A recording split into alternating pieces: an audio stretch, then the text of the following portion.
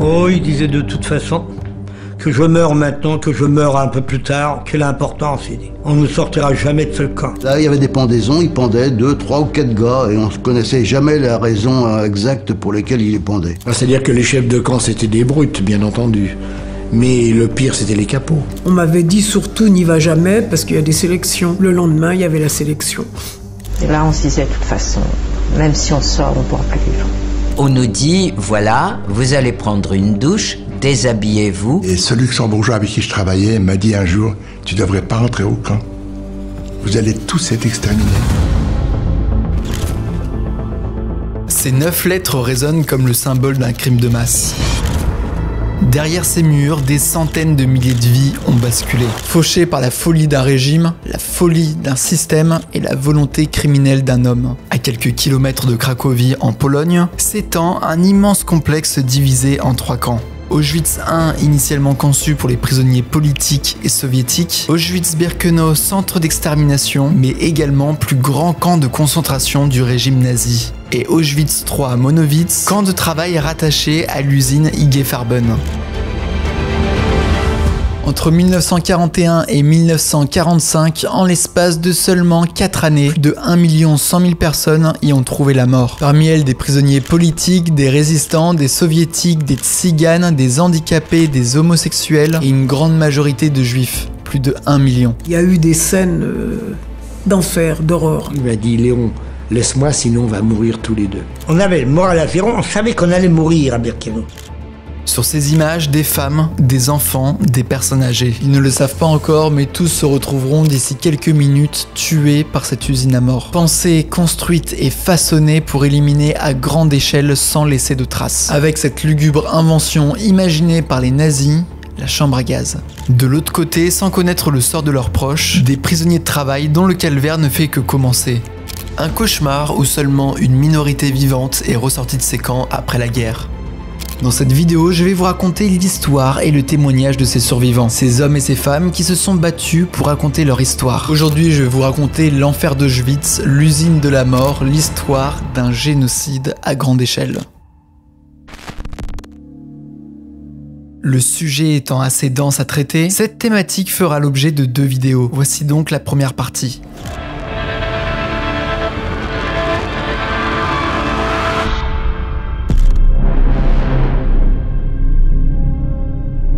Nous sommes le 30 janvier 1933 en Allemagne. Adolf Hitler accède pour la première fois au gouvernement en étant nommé chancelier. L'Allemagne, à ce moment, est en quête de reconstruction. Le traité de Versailles de 1919 ayant fortement affaibli le pays, le peuple allemand a besoin de rêver grand. Les conséquences d'un régime politique instable, d'une crise économique mondiale, provoquent un taux de chômage très élevé et le taux de pauvreté accroît de plus en plus. La mission d'Hitler n'est pas simple. Il doit reconstruire une Allemagne forte et ambitieuse, motiver et faire évoluer le peuple allemand qui n'a toujours pas digéré sa défaite de 14-18. Il est perçu comme un des leurs, en fait. Les Allemands le considèrent comme un des leurs. C'est un petit caporal qui a été décoré de la Croix de guerre quand même. Il a sauvé des soldats allemands pendant la guerre parce qu'il a eu du courage. Avec son ambulance, il a foncé sur les lignes sans faire attention à sa vie. Donc il est perçu comme quelqu'un un peu comme eux, finalement, qui les comprend. D'ailleurs, il s'adresse d'abord aux anciens combattants. Mais cette montée au pouvoir n'est pas vue d'un très bon œil par le président actuel de l'Allemagne, Hindenburg. Hitler est jugé comme trop extrémiste, violent, agitateur politique, avec peu d'expérience pour gouverner. Mais force est d'admettre que sa cote de popularité auprès du peuple allemand s'intensifie. Il est jeune, figure de la Première Guerre mondiale, bon orateur et charismatique. Même s'il avait tenté quelques années avant un coup d'État en 1923, les Allemands ont la sensation qu'avec lui et son parti politique, le NSDAP, l'Allemagne peut changer et tirer définitivement un trait sur cette sombre période de l'entre-deux-guerres. Le danger effectivement de cet homme vient dans sa capacité à toucher les émotions, à flatter ce qui finalement est peut-être plus fragile chez les uns et chez les autres. J'ai eu la chance d'avoir eu comme professeur rencontré une vieille professeure de français, de lettres, quand j'étais au lycée, qui avait été dans une famille allemande pour apprendre l'allemand, parce qu'elle aussi, elle voulait, c'était des échanges pour apprendre l'allemand. Et elle racontait qu'un soir, la famille était partie écouter Adolf Hitler qui faisait un meeting dans une salle, et qu'ils étaient partis en disant bon, on va aller voir un peu ce qu'ils racontent, après tout, tout le monde en parle, allons-y. Et elle dit quand ils sont revenus, ils étaient transformés. Pour atténuer les tensions et calmer les foules, le président de l'Allemagne décide de nommer Hitler chancelier. Il en est convaincu, avec une aussi faible expérience en politique, le gouvernement saura le manipuler, et il y a très peu de chances qu'il reste longtemps au gouvernement. Grave erreur. Le régime de Weimar sous-estime la soif de pouvoir d'Hitler. En l'espace de quelques mois, l'Allemagne devient peu à peu une dictature. Le 2 août 1934, suite à la mort précipitée du président Hindenburg, Hitler devient alors le Führer du pays, le dirigeant de l'Allemagne.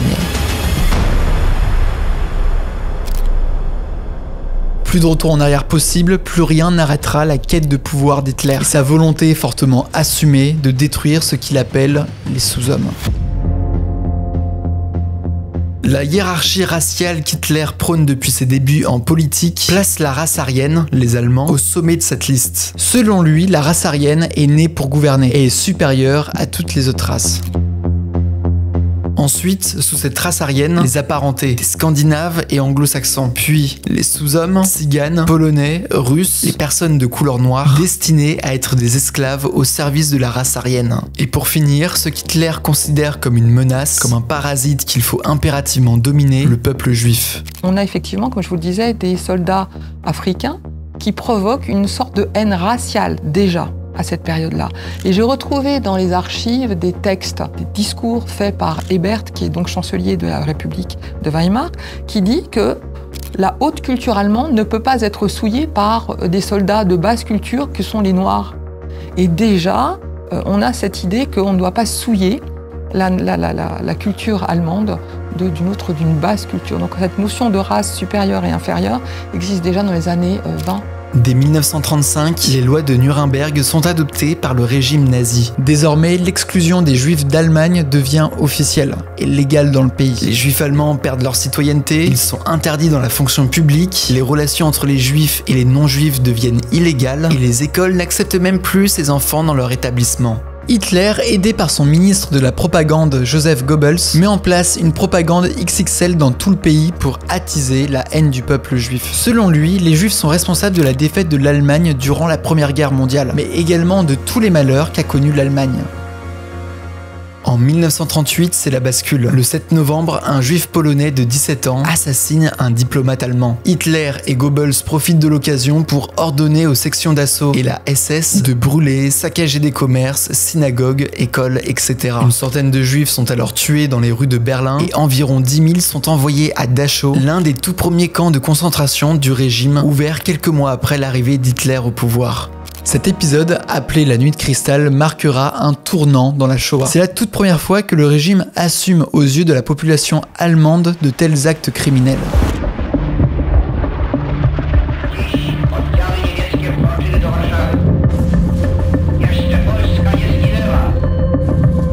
En 1939, avec l'invasion de la Pologne par Hitler, la Deuxième Guerre mondiale débute officiellement. Les Juifs sont alors regroupés dans des ghettos, des quartiers spécifiquement réservés au peuple juif.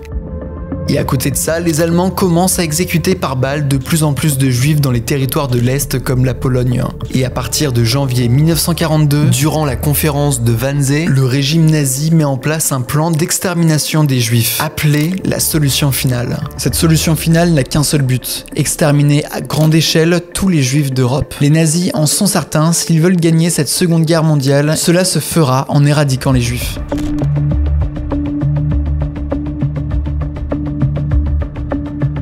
Durant l'invasion de la Pologne en 1939, le régime nazi cherche des espaces pour incarcérer des prisonniers politiques polonais. Depuis 1933 et l'arrivée d'Hitler au pouvoir, le chancelier allemand a commencé à faire construire des camps de concentration. Des camps conçus pour incarcérer les principaux opposants politiques du régime sans procès, permettant à Hitler d'instaurer au sein de son pays une politique de terreur. Il fait alors construire à 20 km de Munich le tout premier camp de concentration Dachau, où plus de 200 000 personnes seront détenues jusqu'en 1945 durant la libération. S'ensuit toute une série de camps de concentration. Oranienburg près de Berlin, Sonnenburg en Pologne, Lichtenburg et Echternwigen en Allemagne. Mais les camps doivent gérer de plus en plus de prisonniers. Le régime a donc besoin très rapidement de nouveaux camps. En Pologne, durant le début de la guerre, les Allemands s'intéressent de plus en plus à une petite ville nommée Auschwitzim, rebaptisée Auschwitz par les Allemands. Habitée par 80% de juifs à cette époque, Auschwitzim présente de gros avantages logistiques pour les nazis. Un réseau ferroviaire important qui peut faciliter la circulation des trains, des infrastructures militaires laissées à l'abandon, mais également une caserne qui sera aménagée en camp de concentration, celui d'Auschwitz I. Le 14 juin 1940 arrivent les premiers prisonniers polonais. Ils ne sont pas très nombreux, mais très vite ça va se remplir. En 1941-42, à partir de 42, c'est une machine de guerre qui se met en place, une machine de guerre pour détruire des êtres humains, des civils, en particulier des juifs, qui arrivent en grand nombre à partir de 41-42, et la machine s'accélère jusqu'en 44, fin 44. Rapidement, les premiers prisonniers arrivent au camp à partir de juin 1940, composé d'un convoi de 728 prisonniers politiques polonais qui sont placés, rasés, puis tatoués. Personne encore n'est au courant, mais ces hommes deviendront les premiers à connaître le tristement célèbre camp de concentration d'Auschwitz. Très rapidement, Auschwitz s'agrandit de plus en plus, des baraquements supplémentaires sont construits pour accueillir de plus en plus de prisonniers, le camp est même recouvert de barbelés électrifiés pour dissuader quiconque de s'approcher du bord du camp. Et dès ses premiers mois de fonctionnement, Auschwitz devient le symbole de l'horreur, un lieu qui fait parler et dont les rumeurs commencent de plus en plus à circuler dans toute la Pologne.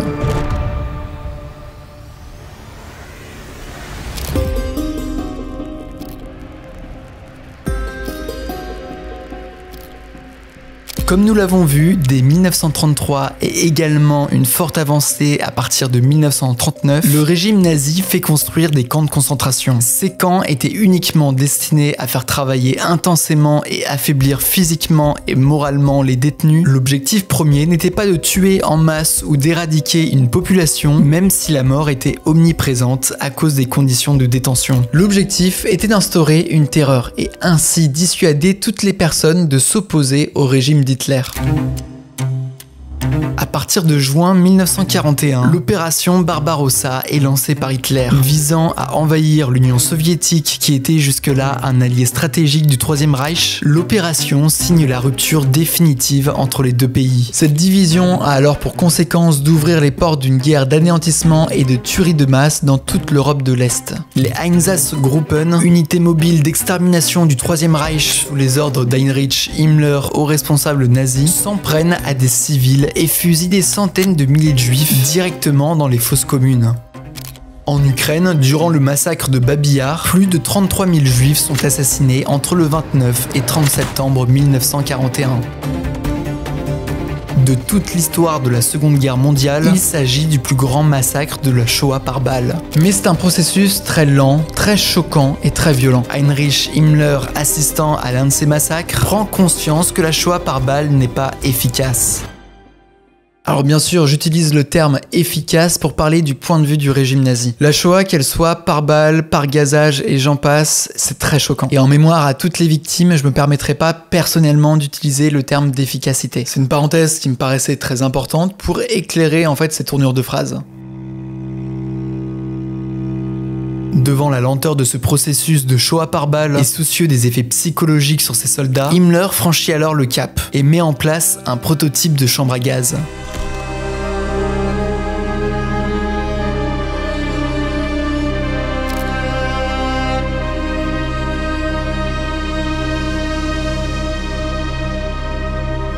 Nous sommes le 1er septembre 1939 et Hitler signe officiellement ce document.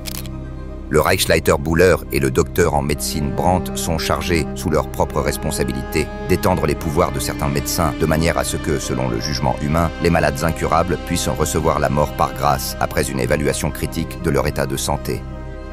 Ces documents marquent le prémisse de la chambre à gaz. En effet, le programme T4 a été mis en place par le régime nazi pour exterminer les personnes handicapées qui, je cite, coûteraient trop cher à l'État. Pour justifier cette pratique très barbare, Joseph Goebbels, le ministre de la propagande, placarde tout le pays d'affiches.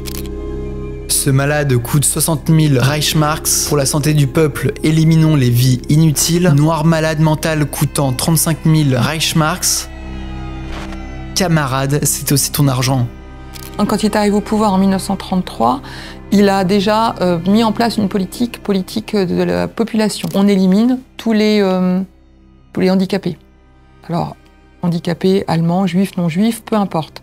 Y compris les enfants. Donc il y a des directives qui sont données dans les hôpitaux par un psychiatre pour mettre en place une loi d'euthanasie. Donc on euthanasie tous ceux qui ne sont pas purs. Là où ça les choque, les Allemands, c'est quand on s'attaque à leur propre famille, quand ce sont leurs personnes âgées qui sont handicapées, qui sont vieilles, ou leurs enfants qui disparaissent à l'hôpital sans véritablement d'explication sur la maladie. Les victimes sont alors placées dans des centres d'euthanasie en Allemagne. Ils mourront de faim, d'injection, mais également d'une toute nouvelle pratique, le gazage. Les victimes étaient placées dans des pièces hermétiques ou bien à l'intérieur de remorques de camions et étaient asphyxiées au monoxyde de carbone en une trentaine de minutes. Solution extrêmement violente qui permettait au régime d'éliminer des personnes dans la plus grande des discrétions. On met les gens dans un baraquement, on met des pots d'échappement et on les fait mourir avec du gaz de voiture en fait. C'était pas très efficace. Donc la solution, c'est effectivement le Zyklon B a été la meilleure des solutions. Bien que le programme d'euthanasie T4 ait fait de plus en plus débat auprès de l'opinion publique, le régime sentit une certaine pression de la part du peuple allemand. Beaucoup trouvaient très étrange de ne plus avoir de nouvelles de leurs proches malades ou handicapés. Pour apaiser les tensions qui pouvaient se créer, le programme est alors stoppé au bout de 2 ans, après avoir fait 80 000 victimes. Mais ces premiers crimes par gazage inspirent le régime nazi à imaginer des chambres à gaz pour tuer rapidement des milliers de juifs. À Auschwitz en 1941, les premiers tests se révèlent concluants pour le régime. Cette fois-ci, pas de monoxyde de carbone, mais du Zyklon B, un gaz permettant d'asphyxier en une quinzaine de minutes des milliers de personnes. Idéal donc pour le régime, qui souhaite exterminer à très grande échelle.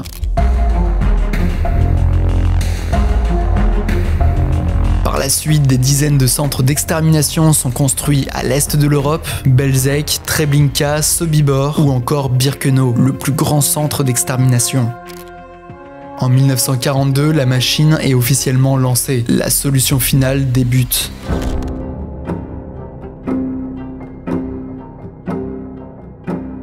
À partir de 1942, les hauts responsables nazis se réunissent tout près de Berlin durant la conférence de Wannsee. La logistique de la solution finale est donc officiellement organisée. Entre 1942 et 1944, l'Allemagne accélère son processus de déportation et extermine en masse la population juive. Dans toute l'Europe occupée, la population juive est retirée de force des ghettos et des camps d'internement pour être acheminée dans des gares ferroviaires. Des premiers convois sont organisés, où des centaines de juifs se retrouvent entassés comme des animaux dans des wagons à bestiaux. À son bord, des personnes âgées, des familles, des enfants, des femmes et des hommes. La destination reste encore inconnue. Ils savent seulement qu'ils sont partis à l'est de l'Europe pour travailler. En tout cas, c'est ce qu'ils imaginaient au tout début de la solution finale. Ils étaient loin de se douter que ce voyage les mènerait tout droit vers l'un des lieux les plus meurtriers de l'histoire de l'humanité. Personne ne savait vraiment l'étendue de l'horreur, mais tout le monde savait qu'on ne revenait pas. Et nous avons été transportés dans un camp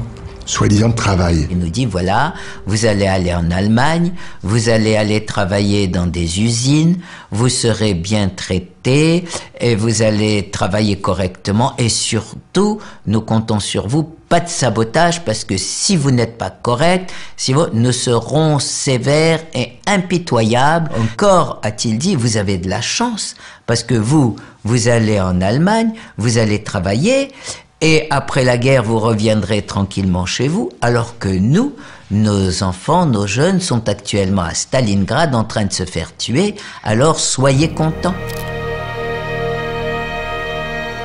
Avec l'armistice de 1940, l'Allemagne occupe la France. Le pays est divisé en 2 parties, d'un côté la zone occupée et de l'autre la zone libre, gouvernée par le régime de Vichy qui collabore activement avec l'occupant concernant la déportation des Juifs de France.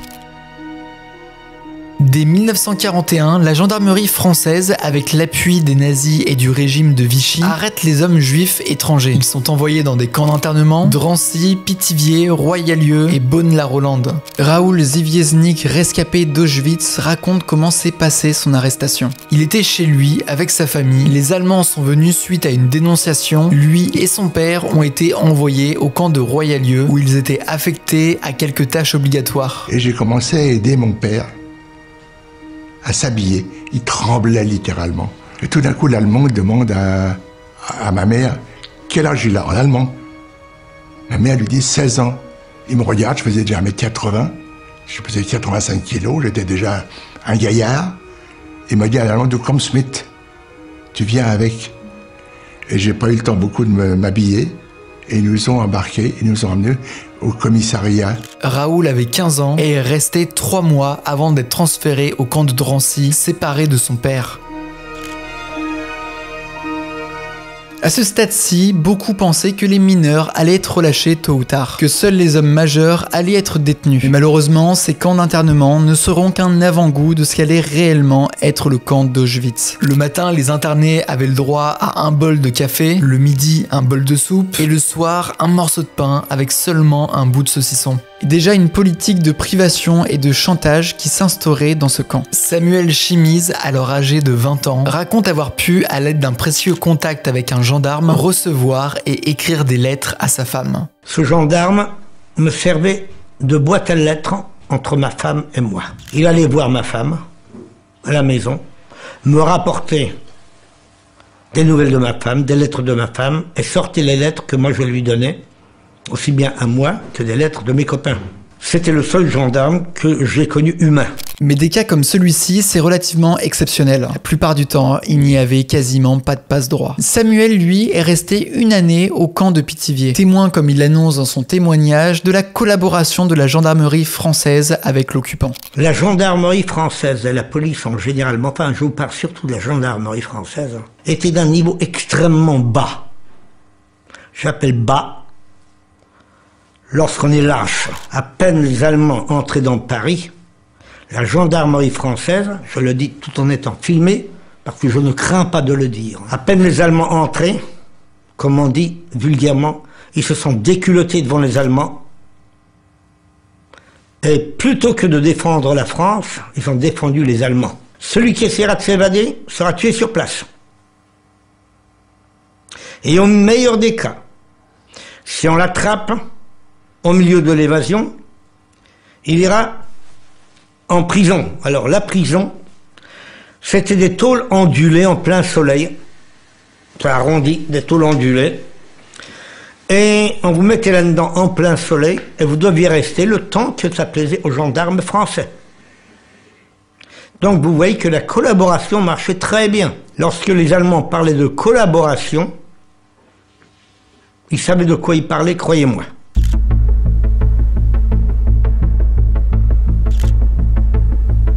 En 1942, tout s'accélère. Le Troisième Reich impose à la France de livrer environ 40 000 juifs. Plusieurs rafles sont organisées en France, dont l'une des plus importantes du pays, la rafle du Vélodrome d'hiver. Cette fois-ci, ce ne sont plus les hommes qui sont raflés, mais également des milliers de femmes et d'enfants. Entre le 16 et 17 juillet 1942, 4500 policiers et gendarmes sont mobilisés pour arrêter les personnes juives. Les individus sans enfants qui ont entre 16 ans et 60 ans sont directement emmenés au camp d'internement de Drancy, avant d'être déportés à Auschwitz. Les familles avec des enfants, quant à elles, sont placées pendant plusieurs jours dans le Vélodrome d'hiver à Paris, dans le 15e arrondissement, internés dans des conditions très difficiles, avec peu ou pas du tout de nourriture et d'eau. Dans des conditions qui étaient absolument effroyables. Je pense que le film La Rafle le montre assez bien, mais les archives sont terrifiantes. On a des enfants, des bébés qui sont séparés de leurs parents, de leur mère, qui sont avec leurs frères et sœurs, parfois sans frères et sœurs. Il y a des enfants qui s'occupent des bébés parce qu'on ne va pas les laisser mourir comme ça. Il n'y a pas de lait, il n'y a rien en fait. Donc vous avez des enfants qui ont des dysenteries, qui n'ont pas de quoi changer. C'est infernal, c'est vraiment effrayant. Berlin n'ayant pas encore décidé d'exterminer les juifs enfants, le gouvernement français sépare les enfants de leurs parents pour les emmener directement dans des camps comme Drancy ou Pithiviers. Les parents encore présents au Veldiv sont directement déportés à Auschwitz. Quelque temps après, ce sera au tour des enfants, déportés en Pologne sans la présence de leurs parents déjà tragiquement décédés. Nous le savions, nous savions qu'ils allaient arriver. Je pense que les gens beaucoup ont été prévenus, mais vous ne voulez pas y croire. Est-ce que ils ont vidé la moitié du camp. La moitié du camp, ils l'ont mis dans l'autre moitié. C'est-à-dire les uns sur les autres pour faire la place. Pour ceux qui allaient être arrêtés, le pire était les femmes et les enfants. Les cris des enfants, c'est l'horreur. Bon, les adultes se raisonnaient. Aller raisonner un enfant, c'était pas possible. Cette rafle du Vélodrome d'hiver aura déporté plus de 13 000 personnes et seulement une centaine sortiront vivants des camps de concentration. Épisode tragique dans l'histoire de la France, cet événement marquera un tournant dans le pays. Voyant la collaboration très active avec l'Allemagne, les Français vivent une vraie rupture avec le régime de Vichy. Ils n'ont plus confiance et certains décident, quoi qu'il en coûte, de venir en aide aux familles juives pour les cacher. C'est le cas de Simone Veil, encore mineure au moment des faits, qui vivait cachée clandestinement chez un de ses professeurs à Nice jusqu'en 1944 lors de son arrestation. Là-bas dans le sud, sa vie paraît presque, en tout cas c'est comme ça qu'elle le déclare, normale. Elle arrive jusqu'à un temps à maintenir sa scolarité, voit également régulièrement sa famille qui était cachée aussi à Nice, mais un jour, alors accompagnée avec un de ses camarades lors d'une sortie en ville, elle se fait contrôler par 2 officiers allemands habillés en civil. Elle se fait emmener à l'hôtel Excelsior à Nice et quelques heures plus tard, sa famille sera également arrêtée. Moi, quand j'ai été arrêtée, je me suis dit c'est fini. Mais c'est fini. Pour moi, l'arrestation était quelque chose, sans avoir d'idée précise, parce que peut-être que des gens étaient bien informés ni rien. C'était à la fois la plus grande angoisse et à la fois toujours on vit en disant peut-être que simplement on va aller travailler en Allemagne, etc. Mais enfin, en fait, c'était une espèce de sentiment d'avoir vécu traqué, que la traque était finie, mais qu'en même temps c'était le bout du chemin. Le lendemain de leur arrestation, la famille Veil est transportée au camp de Drancy. Drancy, on n'était plus nulle part. On savait bien qu'on allait rester, on ne pensait pas qu'on resterait qu'une semaine, mais chacun espérait toujours qu'il y aurait le débarquement, que tout changerait, qu'il y aurait une espèce de miracle. Non, à Drancy, c'était l'espoir pour chacun de trouver une raison pour ne pas partir. À côté de ça, je dois vous dire également qu'il y a eu beaucoup de Français qui ont eu le courage de cacher des juifs et surtout des enfants juifs. Beaucoup de juifs ont été cachés par les Français. Pour vous donner un chiffre, il y a eu 72 000 juifs déportés de France. Les juifs en France comptaient à peu près 300 000. Durant la grande phase de déportation en France, ce ne sont plus les gendarmes français qui s'occupent de ces transferts, mais les Allemands eux-mêmes, lourdement armés, ce qui annonçait malheureusement la couleur. Le plan de la solution finale est officiellement lancé. Les Juifs de France seront envoyés dans la plus grande des discrétions dans des camps de concentration et d'extermination. Pour ces transferts, le plan des nazis est relativement simple. Comme ils ne veulent pas de mouvement de panique ou d'actes de résistance, ils font simplement croire aux personnes qu'elles seront relocalisées à l'Est pour y travailler. Rien de trop surprenant à ce stade de la guerre, mais quelques doutes commencent à apparaître chez certaines personnes. Le bruit qui courait dans le camp était que nous allions travailler en Allemagne. Mais on avait, vous savez, un funeste pressentiment, parce qu'on se disait quand même, on n'était pas tout à fait idiots. On se dit, si c'est pour aller travailler en Allemagne, pourquoi nous mettons dans de telles conditions pour mourir? Des milliers de convois sont organisés. Les quais de gare deviennent très rapidement saturés. On entasse tout le monde, il n'y a rien pour s'asseoir, il n'y a rien pour manger, il n'y a rien du tout, quoi. Ce sont des wagons à bestiaux en fait qui sont utilisés, donc qui sont soumis au froid, au chaud. Nous étions entre 80 et 100, sans eau, sans nourriture, sans air. Ça a été quelque chose d'effroyable. Ça a combien de temps 3 jours et 3 nuits. 3 jours ou 4 jours et voilà, à peu près.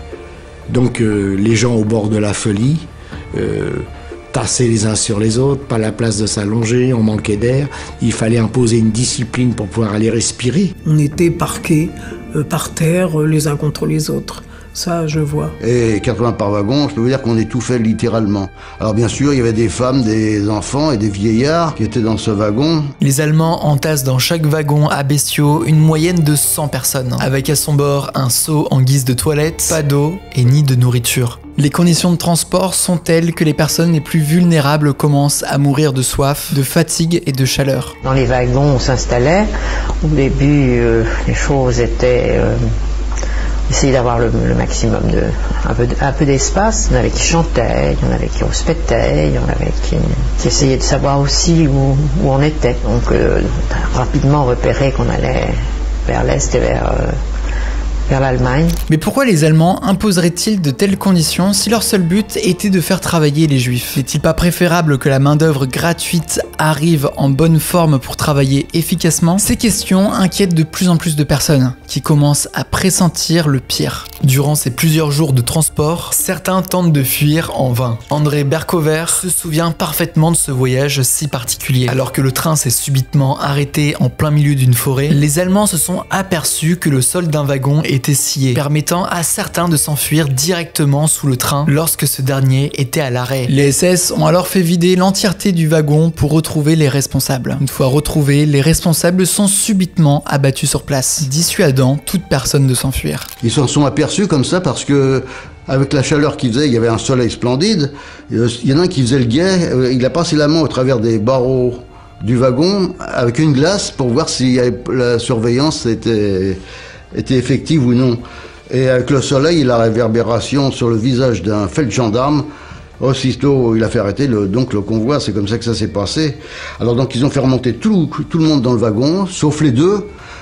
Ils leur ont dit de courir au loin, il y avait des forêts au loin, ils leur ont dit de courir un peu, ils les ont abattus à coups de mitraillette, et ils ont remis les cadavres dans le wagon, et ils ont continué comme ça jusqu'à Birkenau, Auschwitz-Birkenau. Et c'est ainsi que le reste du voyage s'est passé dans la terreur la plus totale, durant plusieurs jours et plusieurs nuits.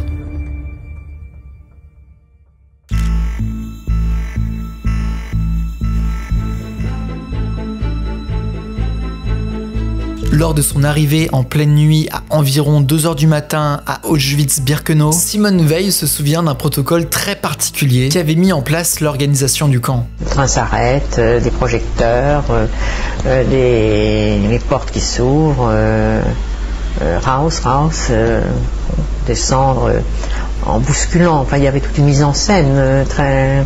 Parce qu'au fond, il y avait le temps, c'est pas vrai que rien n'était pressé.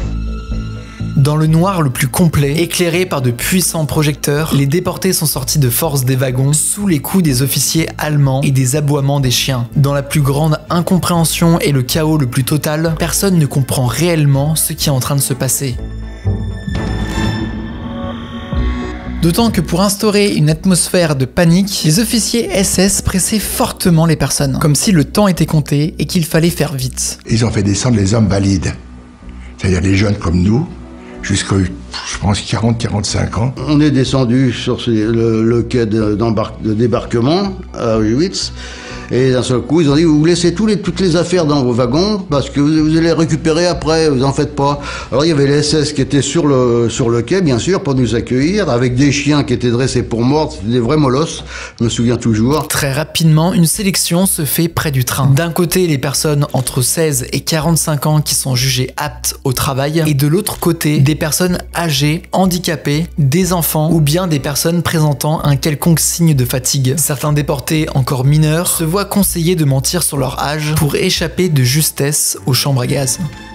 Moi, personnellement, j'avais donc 16 ans et demi et j'ai déclaré 15 ans et demi, espérant avoir un petit peu d'indulgence vu mon jeune âge, mais je n'ai su que plus tard que tous ceux qui avaient moins de 15 ans allaient directement à la chambre à gaz. Heureusement un demi, hein.